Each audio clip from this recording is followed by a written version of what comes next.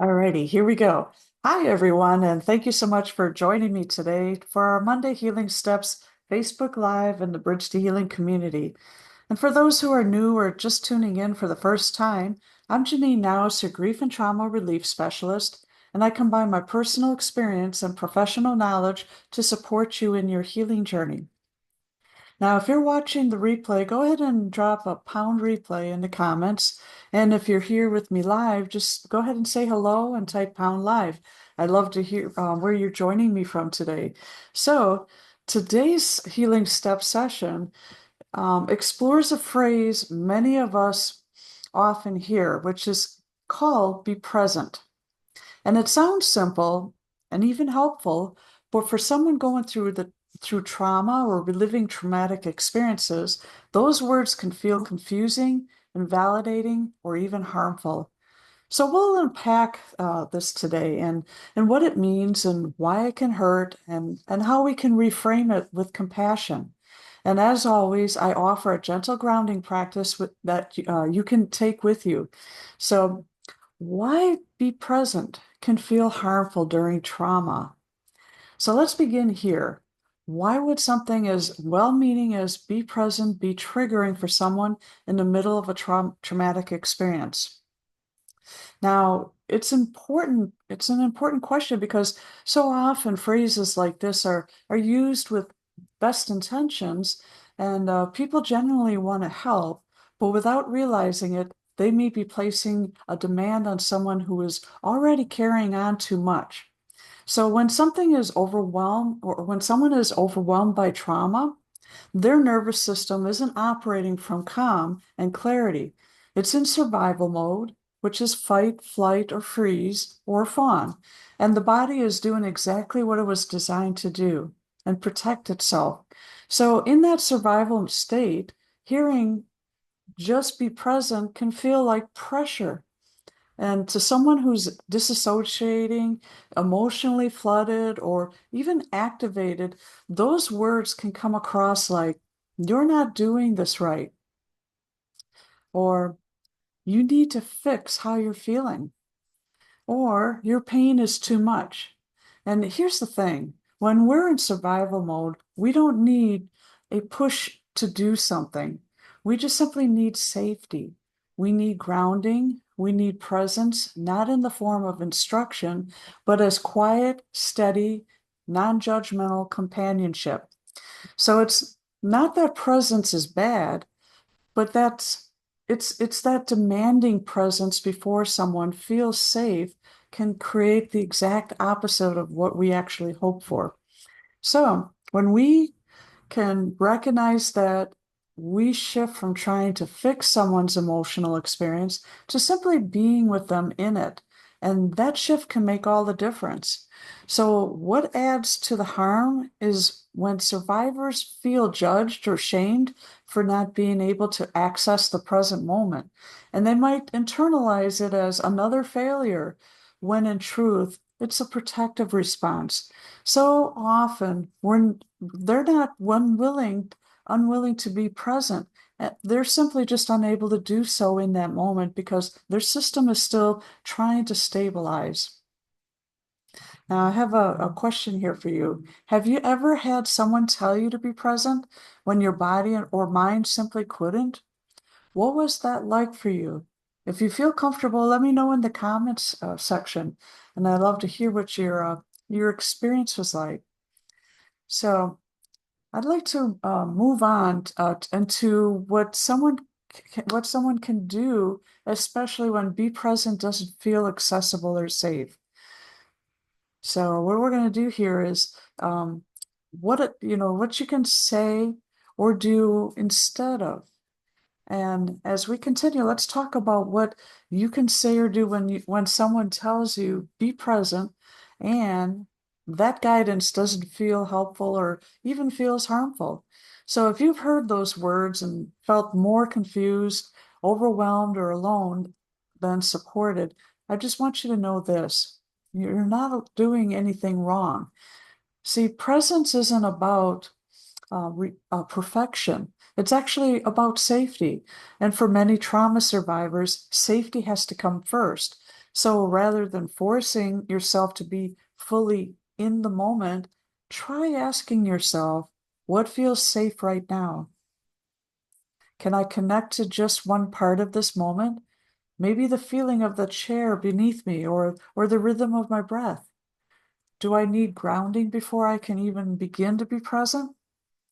So, those are some of the kind of questions that can help bring you back to yourself without forcing a full emotional shift.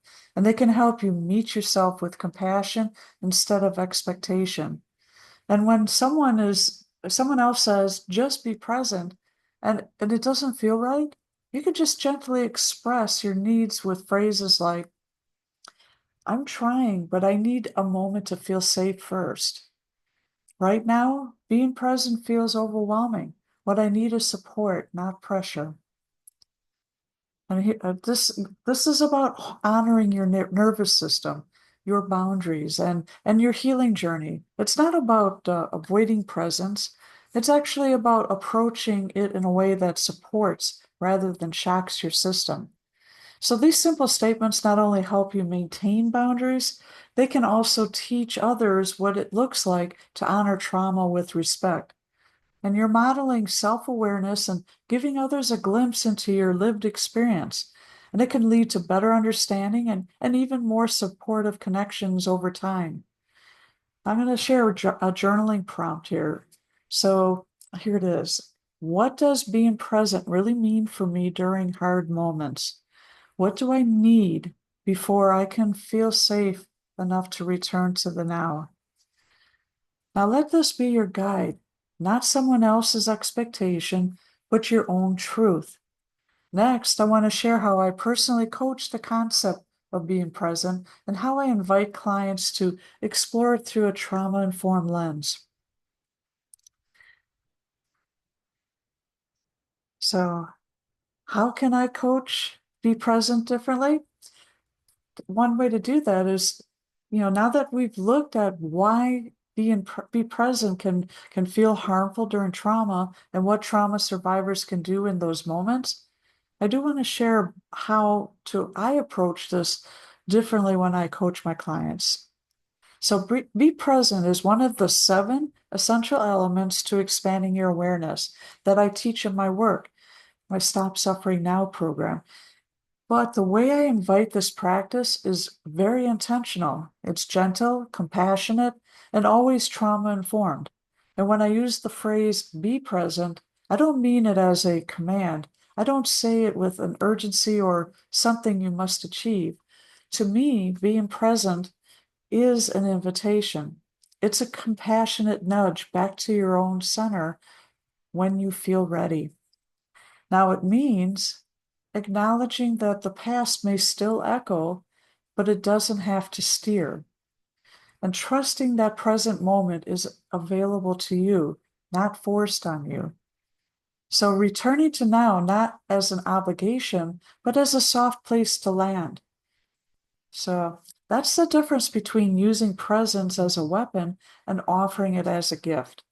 And when I work with clients, we build the capacity for presence slowly. And we use grounding strategies and nervous system regulation and reflection practices so that presence becomes a supportive experience and not a pressure point. And this shift changes everything. It helps clients go from feeling like they're failing at healing to realizing they're exactly where they need to be. And what I've seen over and over again is that when clients feel safe enough to explore the present moment, they begin to reclaim parts of themselves that they had left behind during the trauma. Now, they notice more, they feel more empowered, and they become more anchored in their own truth. It's not instant, but it's transformational. So let me share an example from my own life that helped me truly understand the importance of this distinction. And this is about when be present was simply too much. Now, I remember a time when I was grieving deeply after a major loss, and someone said to me, just be present, Janine, you'll feel better. And in that moment, it didn't help. I didn't feel safe in my body. I felt overwhelmed, My grief was swallowing me, and be present felt like being told to walk a tightrope during an earthquake. And what I needed was instruction, wasn't instruction, it was care. What helped was someone sitting beside me, not trying to fix me. They simply said, "It's okay to feel everything right now. You're not doing it wrong, and I'm here." Now, that's the kind of presence that heals. It's not demanding, it's not rushed, it's just offered, just steady. So, and that moment taught me something vital. Presence is a state we grow into. It cannot be forced. It's cultivated over time through our relationships that feel safe and nurturing. And that experience shaped how I hold space for others today. And I share this with you because I know so many of you have had similar moments where well-intentioned advice didn't land, but gentle presence made all the difference. So let's go ahead and wrap up with a few final thoughts to tie everything together. So as I wrap up here, I just want to leave you with this.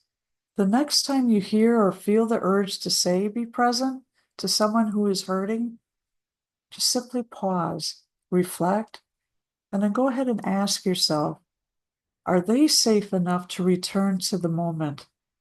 Am I offering support or creating pressure? Your presence doesn't require words, it only asks for care.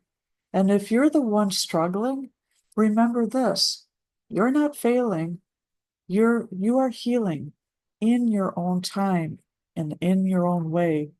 Now, if this message spoke to you and you'd like to support in creating safety, processing trauma, and reconnecting with yourself with compassion, I'd love to talk to you.